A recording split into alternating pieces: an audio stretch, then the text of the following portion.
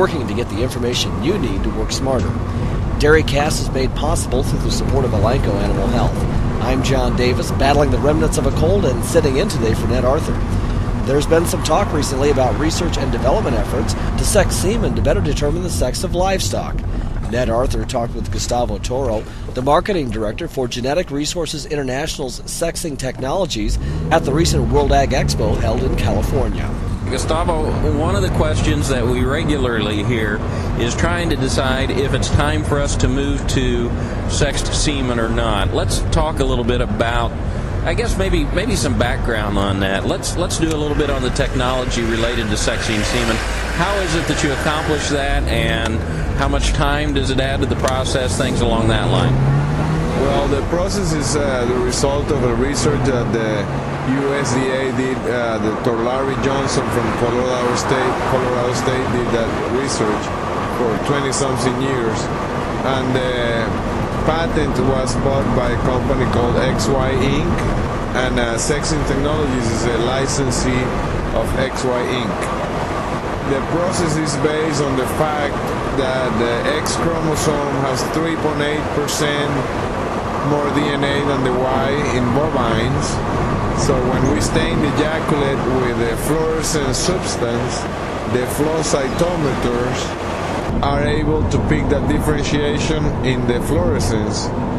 And by a process of electrical charge, we can split the X and Y chromosomes with the flow cytometer machines. I'm intrigued. When you're doing, I assume you've watched the process. When you're doing that, can you see the difference? Not really. It's yeah, and I can show you in the computer what we have here. It's very difficult to see, but the machine is able to pick that differentiation in the fluorescence of the substance. And so via an electrical charge, is this a charge that you add, or is this a charge that's native to the sperm itself? No, we charge not exactly the cell.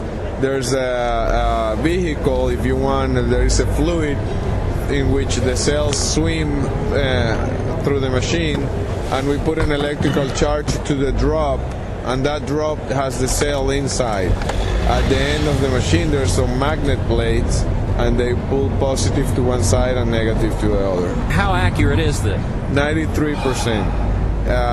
The license is sold to be 85% accurate. We don't let anything with less than 87% purity go out of the lab. We made a purity analysis after each batch, and we can see what's the purity of how many cells of the desired gender are on it. We don't let anything with less than 87, like I said, go out. But with more than 1 million calves on the ground between here and Brazil, the accuracy has been 93%. As we look at this and utilization of this ability to do things based on DNA then opens up the next stage of the questions, which has to do with what else can we find out about that sperm? What other potential problems may it provide, or things along that line? Is that really, that's probably pretty far down the road yet. Right now we're all just pretty happy. Man, you're increasing the number of heifers I'm dropping.